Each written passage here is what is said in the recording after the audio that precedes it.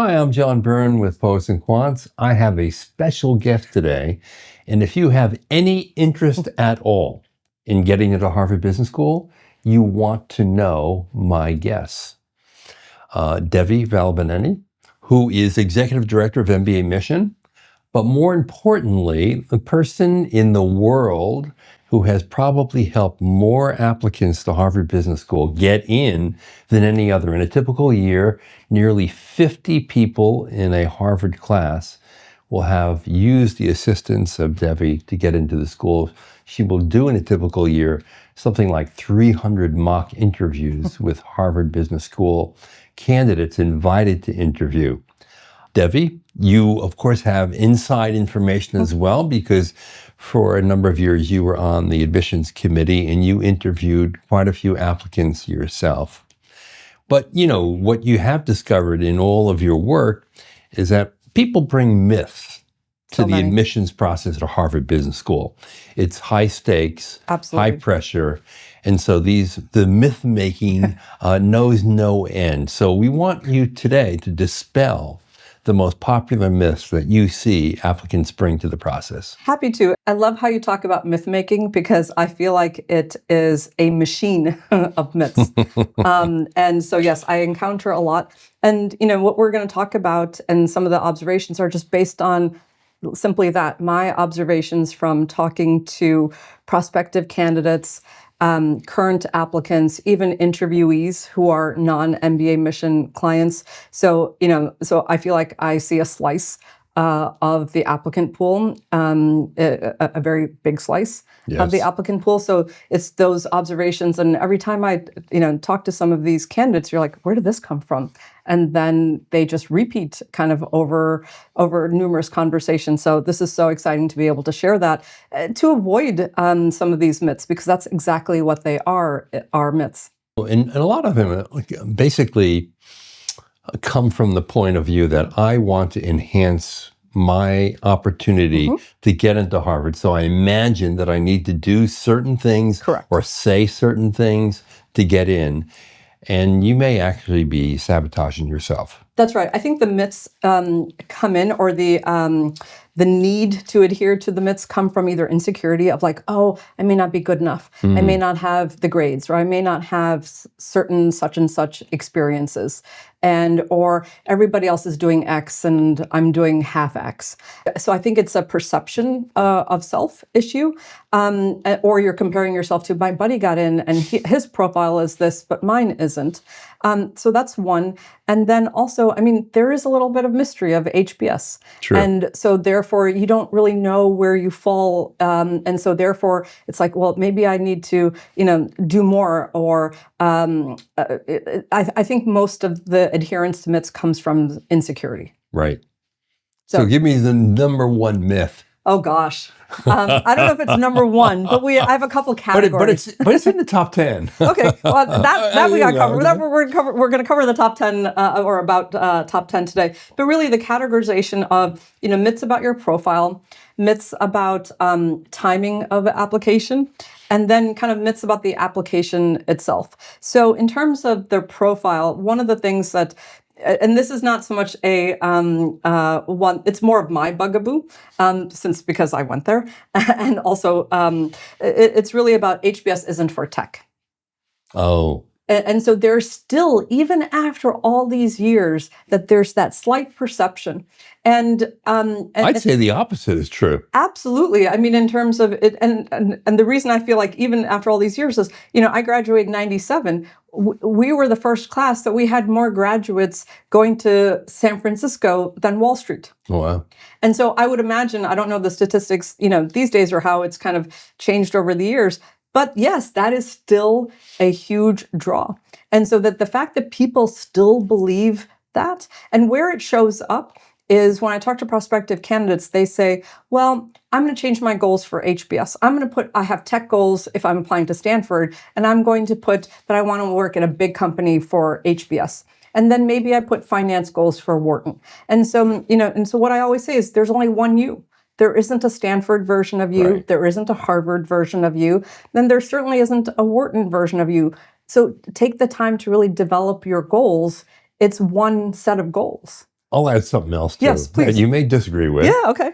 Harvard is a very competitive place. And what I mean by that is that the people at Harvard have great pride in giving people an incredible experience. Absolutely.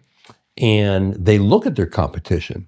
Absolutely. So when they see a person who's truly a tech candidate and will go into tech, you may actually enhance your odds at Harvard because they want to keep you away from Stanford. maybe on the margin, but at the same time, in terms of, I view it as they can, I think, especially for my training at HBS, they can see, what you did before, what Harvard can do, and then the post.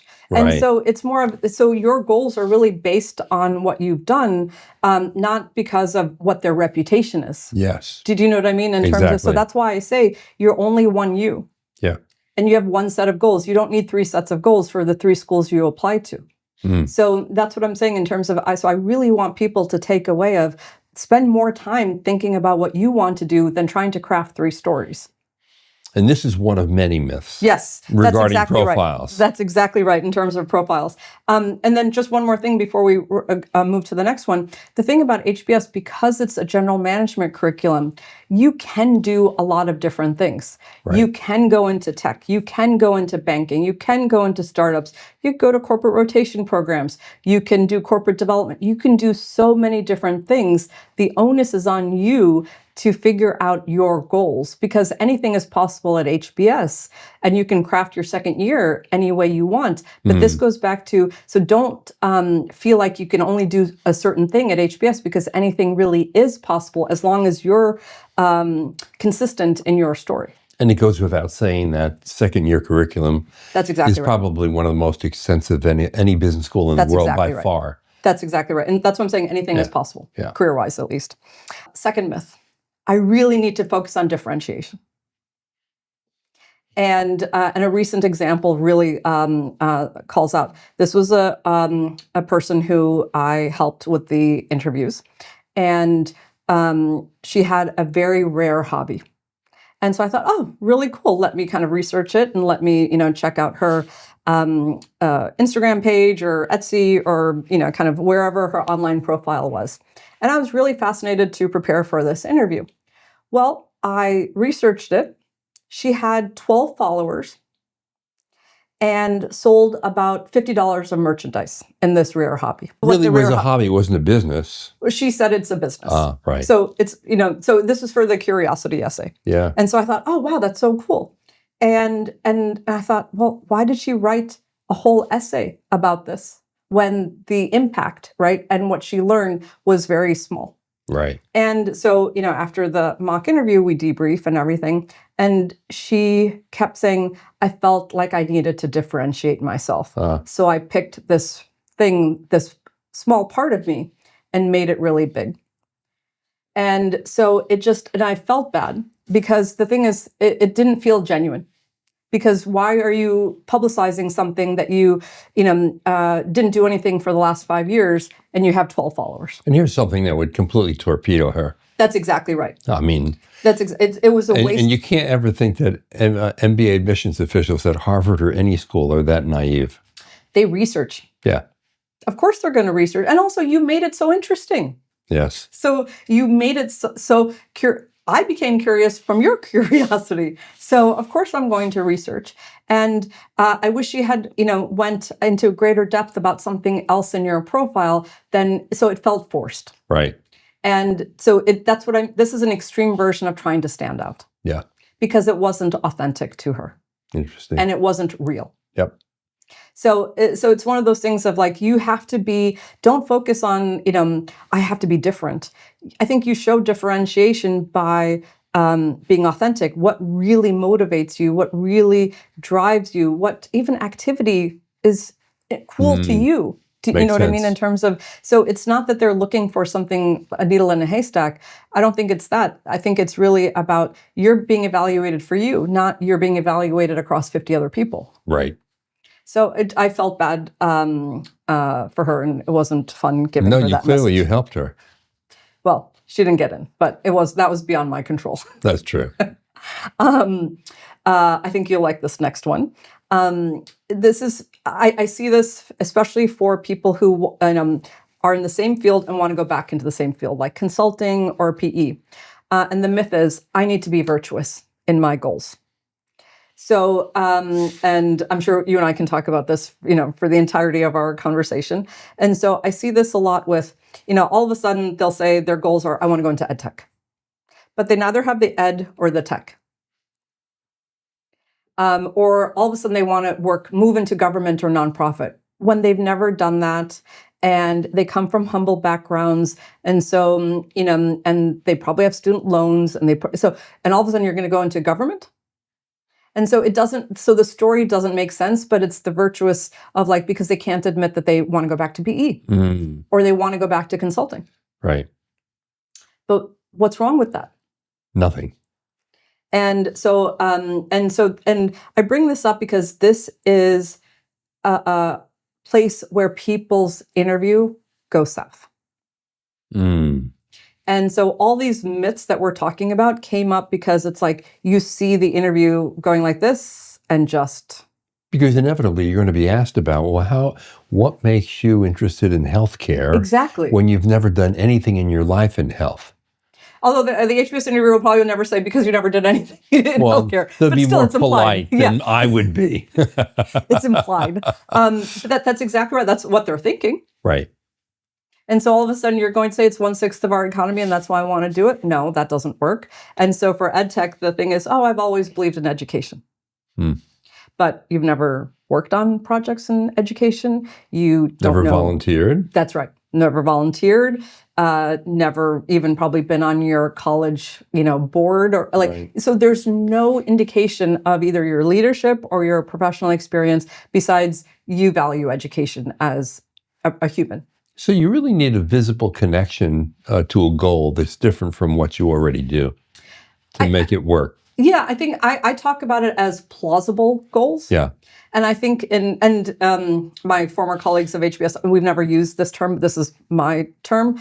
It has to be plausible. It can't come out of nowhere. Right. And I think especially for PE candidates, I don't know why they can't say I want to stay in PE, but maybe move to another firm or maybe have a different investing style. I want to move into healthcare PE. Right. And I've done a couple of projects and I evaluated a couple deals in healthcare, and now I want to commit to healthcare, but still be an investor. Nothing wrong with that. Yep. Or I want to go into corporate development in healthcare. Just own what you want to do. But this virtue signaling, it feels like it's happening more and more. Huh. And so it's, and again, this is a wasted opportunity. You got the interview.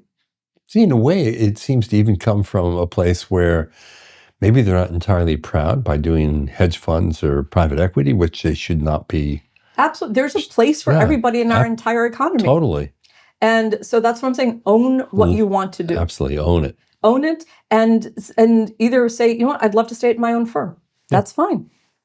There's nothing wrong with going back to the firm if you've really enjoyed it and you can say why you want to go back. And the employment office will love you for it because they don't have to find you a job. Yes. And again, we in admissions don't think that way, but at the same time, in terms of but when you're faced, one-on-one with somebody, you can tell when they're being honest and you can tell when they're spinning a tale. Right. And sometimes when the virtue signaling comes across as spinning a tale. Yeah. And it's just unfortunate because just be, and this is where that, when we talked earlier today about the insecurity. It's just own what you want to do. Right. So that's the, I wish this is all under, I need to invent a persona to get accepted. That's exactly right. No, you don't. No. Own your persona. That's exactly right. And leverage it. That's exactly right. Yeah. And especially for PE, listen, PE has grown tremendously in the last 20 years since I've graduated, at least. They need good people. Why wouldn't, you want to stay in PE? If you enjoy it, you have a good track record, and you are at a good firm, and you've have been making solid impact, nothing wrong with going back. True. So you want to be virtuous? Go back to PE, make all your money, and then in 10 years, put together a foundation that does whatever you want it to do, okay? Or Because you'll have more than enough money to do it. Or increase the foundation at your firm. A lot of PE firms have foundations, so keep that. Right. There are many ways to be virtuous. True. There are many ways to own what you want to do. So anyway, a few myths about timing. Okay, yes. Everyone wants round one, right? The most competitive candidates go to round one. Isn't it true? You took the words right out of my mouth. So a myth. I'm in PE and I have to apply in round one. Forget if you're PE, whatever. It's more of if you're not ready for round one, what's the rush? Now, why do they think they need to be in round one? There is I think, again, I don't know where it started. I don't know who perpetuates it, but it's about, PE is for round one in consultants. And round two is for non-traditionals. Yeah. Again, that's great, all else equal, if you started your GMAT a year ago, if you had thought through your goals a year ago. But the thing about, a lot of pre-MBA jobs is, you could be working on a project that really catapulted you, and now you feel ready for the MBA. Right. So that's the thing. You don't know where your job takes you like this. Yep. And that could happen a year in advance. That could happen 6 months before you even think about it. And then people are scrambling up like, I got to take the GMAT. I got to do this. I got to, figure out all this. And for those people, sometimes it works that you're ready for round one, and sometimes it doesn't. Right. And so I say this because I don't want anyone to feel forced, or that they're less than, or that they're behind the 8 ball if they apply in round two. Yep, true. All else equal, yeah, why not apply in round one? But it's not all else equal. It's all about when can you put your best foot forward. That's exactly right. It's as simple as that. That's exactly right. And but that requires judgment of what it means to put your best foot forward. And it is believed in general, not only for PE candidates and consulting candidates, that if you apply in round one, you increase your odds of getting in. Now, you've been in these committee meetings. You know what happens. Are you? No. Do you have any edge at all? No, because a good person is a good person is a good person. Okay, there you go. And if you are putting down, virtue signaling, if you're doing all this, it doesn't matter what round you're applying in. Okay, but what about the theory that, Harvard takes in about 930 to 50 a year? If you apply in round one, maybe only 10% of the seats are already filled because there are 2+2 candidates that are in waiting, right? So you have 90% of the seats that are open. But then after round one, maybe you only have 50% of the seats that are open. But it's also 50% of the applicants. There you go. It's called fractions. Yes. It's not 10,000 applications for round one seats. It's usually the proportion. Learn your fractions if you want to go to Harvard Business School. So my point, so what happens if you apply in round one? You could also get waitlisted. Right. You could also be moved to round two under further consideration. So you rush for your application in round one. And then you're competing against all these other really well thought out applications. You might be. That's right. So 6 of one, half a dozen of another versus a solid application is a solid application is a solid application. Really good point. And especially if your so-called application is full of these myths, it doesn't matter what round you apply in. Yes, indeed. So I would say take this artificial expectation out and focus more on your profile and what you want to do. And like I said, everybody blossoms at different times, right? So it's a matter of whenever that big project comes in. That could be well in advance of when you're thinking about your MBA. It could be like a few months right before the deadline. And then you wake up and say, now I'm ready for the MBA. You can't manufacture when you're ready. Yes. So I want this to, be more kind of out in the open because it creates unnecessary drama for the candidate. Right. And you might be rushed and also not put your best foot forward. That's exactly right. And that's what I'm saying. And so you waste your shot. For the sake of nothing. That's exactly right. And you waste your shot and you become a reapplicant, which is our next myth. Yeah. Now, I got to tell you, when Dee Leopold, who had been managing director of admissions for quite a long time, and you worked under her, in fact, greatly admired admissions director, Absolutely. one of the best in the business by far over many years. And what I loved about her is her transparency. I mean, she blogged and gave you statistics that weren't readily available and are no longer available, I might add. But And she has just a different philosophical view. And one of the most interesting blogs she made was one on reapplicants. And it shocked me, and I remember writing about it because I was surprised that so many, a high percentage of people who enter the program every year are reapps. Yeah. So you can get rejected and still have life. That's exactly right. Well, so it's one of those things of I have classmates that were reapplicants, but you'd never know. Right. But now being on the other side, and I interviewed when I was at HBS, I interviewed plenty of reapplicants, and some of them you're the same person, you haven't grown from this, or wow, you are so ready right now. So it's so obvious when somebody is ready and somebody isn't. Same thing that we just said for round 1 versus round 2. So if you didn't get in the first time, should you reapply? It depends on timing. And the worst kind of that I see is they got rejected in round 2, and they want to rush to apply for round 1, and that can happen. I had a wonderful client this past year who got into Stanford that way. But she worked at her portfolio company. She had a secondment. She really did so much for her extracurriculars, but that was organic. She didn't do it because she got rejected the first time. Right. And you can tell. So she had new and important things about her career to report. Absolutely. And therefore it had, justified a reevaluation of her candidacy. That's exactly right. Yeah. And her goals were exactly the same. I felt that she actually did a lot to, as I call it, bring her future forward. In terms of she was working at a portfolio company that would get her closer to her goals. So it also felt very sincere in terms of, okay, she didn't get in that time. And she, in her mind, okay, I'm going to work towards my goals regardless. Right. And that, to me, was, I think, why she was so successful. Because it felt like, okay, didn't get bogged down in this, and I'm going to still move in the direction that I said I'm going to do, and look at how much more I've grown in that time. But very few people, I think, would be that work with foresight or plan with foresight. And so that's the thing about reapplications. You have to have something new, and refined goals isn't it.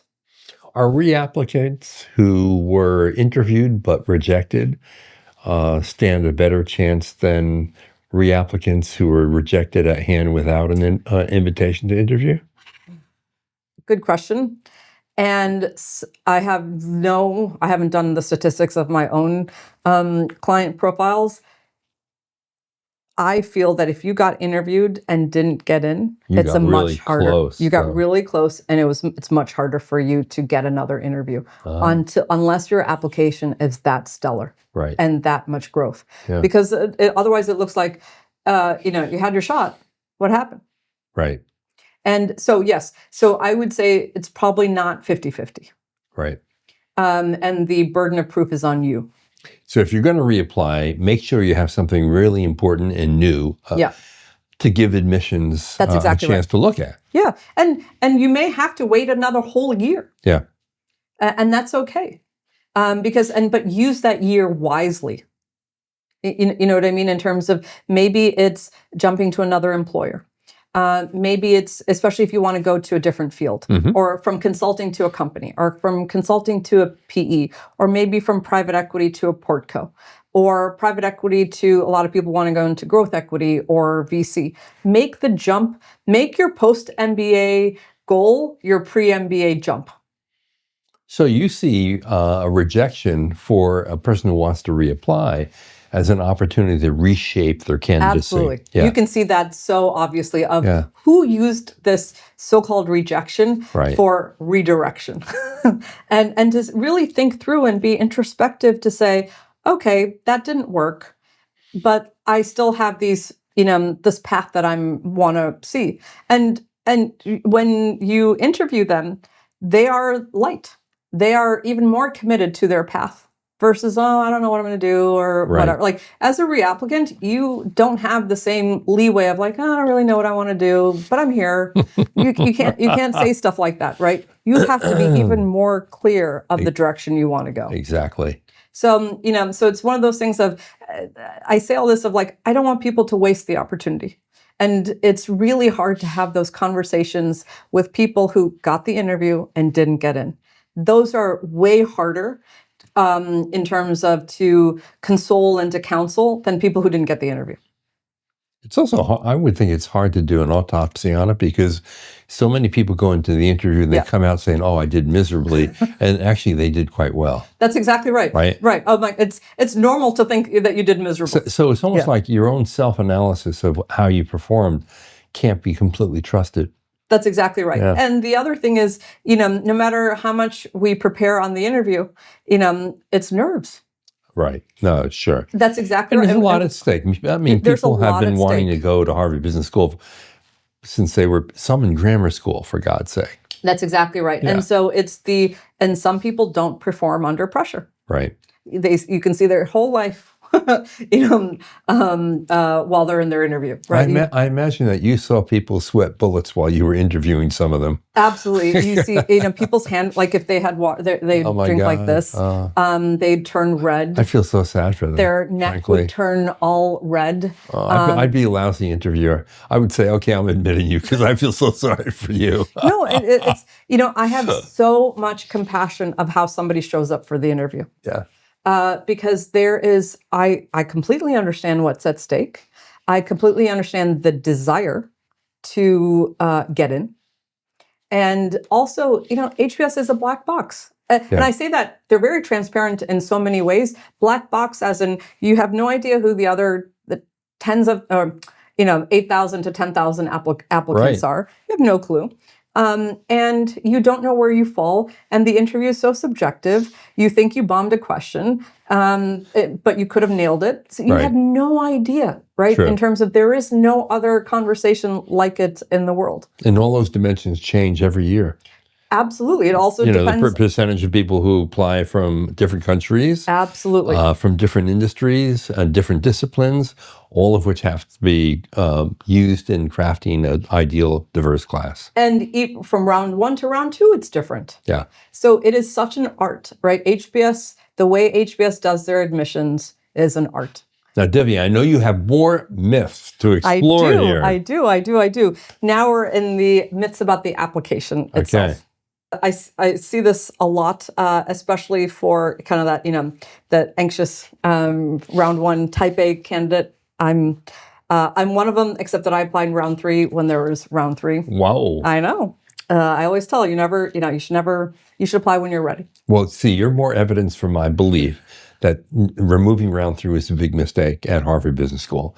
Because I don't want Stanford and Wharton or any other school in the world seeing candidates that might even be better than those I already admitted. I want to see everybody. And the only reason I applied in round 3, first of all, at that point, there was no Poets and Quants. There was no internet when I applied. And thank God.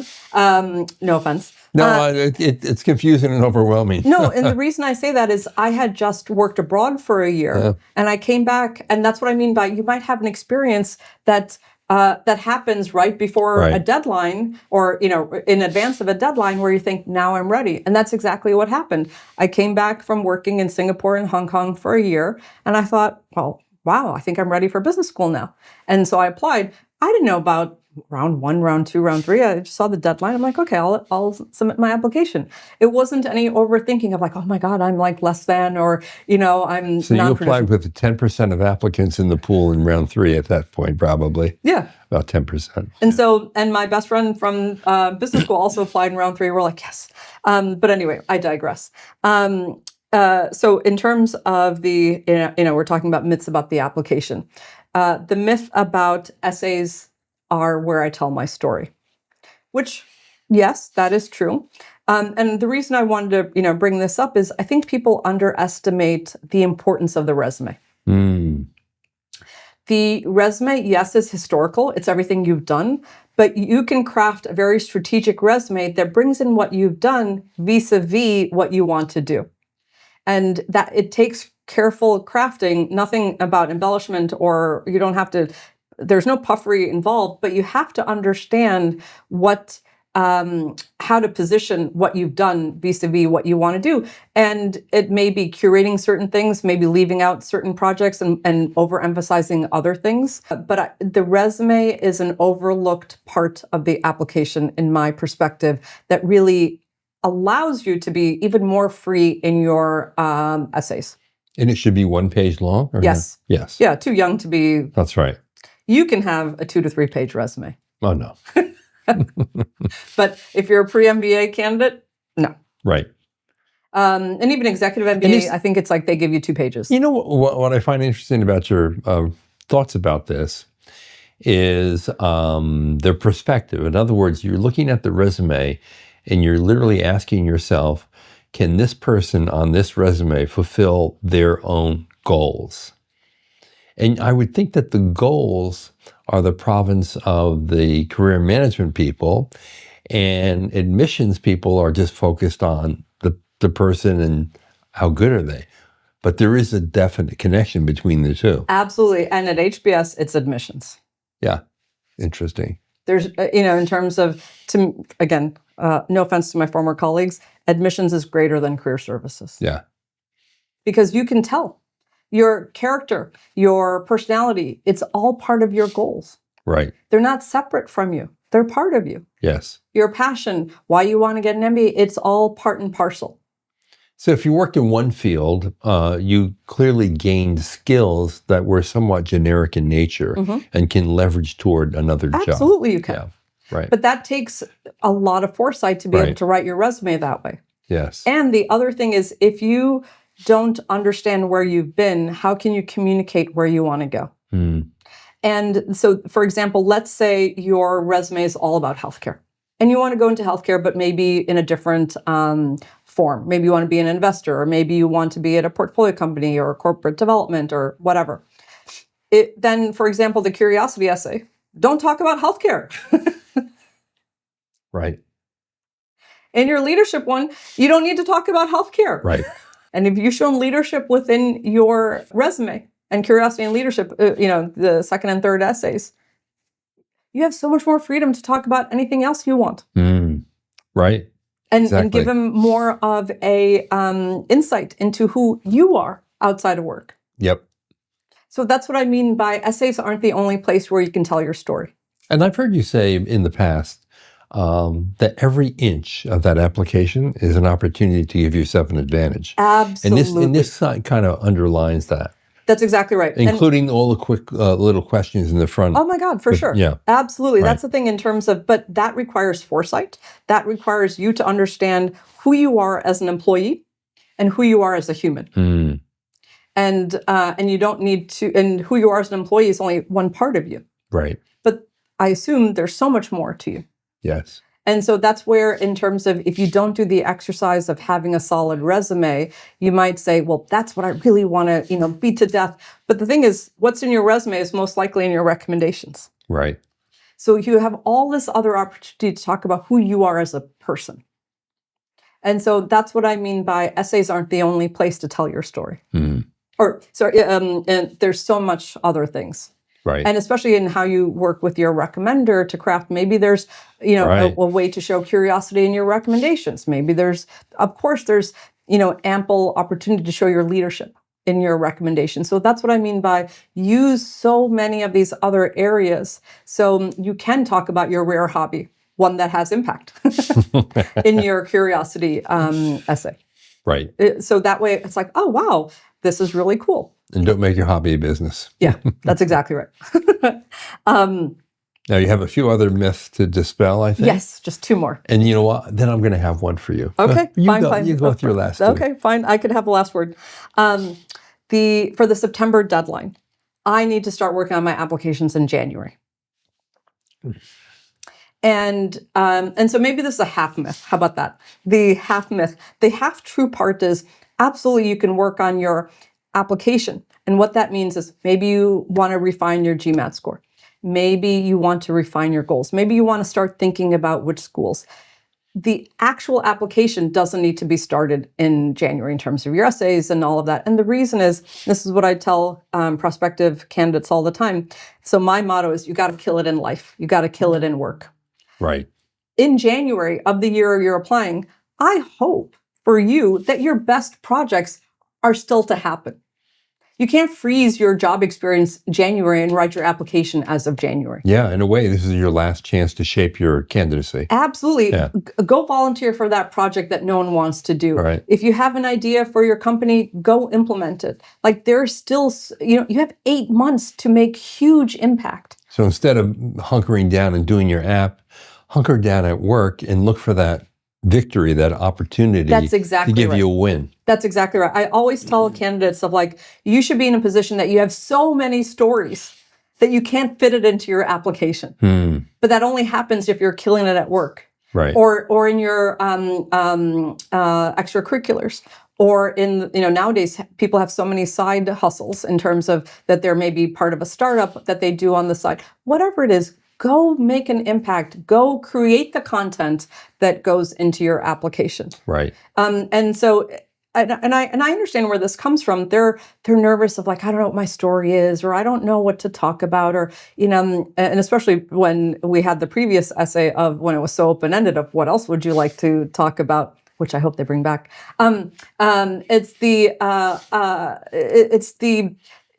I can, I have that empathy for them of that it's nerve-wracking and it's really hard to understand your story by yourself. And so therefore you think more time, the better, but not really. There is there is a point of diminishing returns for your essays. You're going to look at them and say, I don't even know what I'm talking about. And so it does happen. Right. And it's like, but my point is, and the essays aren't even out in for the next year in January. So my point is, create the conditions, create your profile, go volunteer at work, at your extracurriculars, in your community. Go do more, max out your life, kill it at work, kill it in life. Like, in terms of, there's so much to be done. Good advice. And I've seen the flip side of when people start their applications in July, which I don't recommend either, because they've been so busy. And they just finished a gigantic project and they're like, okay, you know what? I'm going to take time off and work on my applications. And at that time, the applications write themselves because they have so much to say. And so that's the thing. There's a trade-off of working on your applications, your essays, and actually creating the content that goes into your essays. Right. So I think I say this of like, people aren't behind the 8 ball in terms of there's plenty of time to do it right. I don't want people to get nervous about the application. Like your consultant, if you choose to work with one, they can't go to work for you. They can help you with what you've done and communicate that better, but they can't actually, create projects out of nothing. Right. So it's one of those things of, I wish people would just relax a little bit. Your last myth. Okay. I'm being sponsored by my employer, so I'll get admitted. Oh. Because, and again, okay, let's say my employer is McKinsey. Okay, that's fine. And McKinsey hires, I don't know, 30, 40 out of the class every year. Because they hire so many, shouldn't the school really care about McKinsey's imprimatur on my application? Absolutely, and that makes a big difference. But you have to understand, and there's a vetting process. McKinsey, all of them have a vetting process for sponsorship, and that's fantastic. However, you still have to be a strong candidate. Right. And what that means is, and I've seen this so many times when they get to the interview, they've only worked at McKinsey, or substitute any other consulting name. I've only worked as a consultant. I was an intern as a consultant. My entire job was in consulting. I may or may not have done a secondment, and I want to intern at my business school internship at the consulting firm, and I'm going to go back to the consulting firm. Okay, and then listen. The sponsorship is a reality in terms of how expensive business school is. Right. So it's not about sponsorship. You still have to demonstrate curiosity. You still have to demonstrate that you have some sense of business acumen outside of the projects you've worked on. So in round 1 last year, I had an interview client. So same thing, she was being sponsored. I think she was at a manager level. And she already knew, and she was an industry lead already, pre-MBA. So I asked her, well, if it's not your employer, where else would you like to work? No clue. Who's doing well in your industry? It was a somewhat answer. What job would you like to have in your industry? Not enough thinking.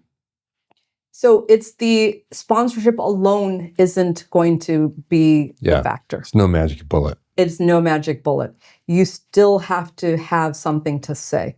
You still have to know way more than your firm. Right. You can't, so in this case, we talked about it, you can't just speak McKinsey. Yes. You have to speak business. Yep. And that's a big jump if that's the only place you've worked at. And so I see this more and more with candidates thinking, oh, I went through this whole internal process to get sponsored. Now I have a much better chance. Maybe, maybe not. And especially because for HBS, there's so much about what this person can contribute. So therefore, if you're in one vertical at a consulting firm, and that's the only thing you've ever done, and you haven't seen a lot outside of this vertical, and you think your firm stance is the best stance, what are you going to contribute? Right.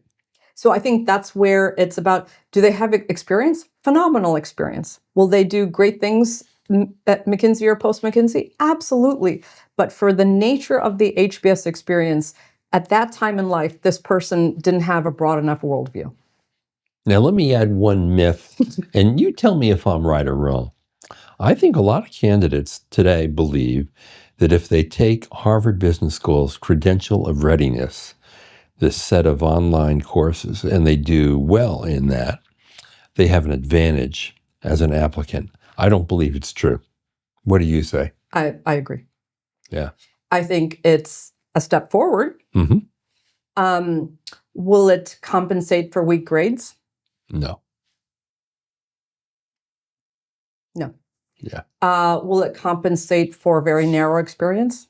No. On the margin, could it help? Depends on the margin. That's right. Is it important for you as a candidate to do that because it might open your eyes and increase confidence? Absolutely. It may even be a reason to apply to Harvard Business School. Yeah, absolutely. You had a little taste of it and you want more. There's so many reasons to do it. Yeah. But I wouldn't say you're going to do it just because it's going to make a difference in getting in. But it goes back to you still have to do what it takes for you to feel ready. Indeed. So I think the credential of readiness is important in your profile for you to feel confident to be ready for this next step, especially if you don't have a business background. I think it's important for you to feel comfortable with quant if you don't have a quant background. Right. But at the same time, is it going to make a difference in your application? Hard to say. Is it going to make a difference in your interview? No. Well, Devi, we're going to cover what does make a difference. So instead of the don'ts, we're going to focus on the do's. Look for our next webinar on that, because I think you're going to love that as well. Devi, thank you so much. Thank you, John. Always a pleasure. This is John Byrne with Poets and Quants. Thanks for watching.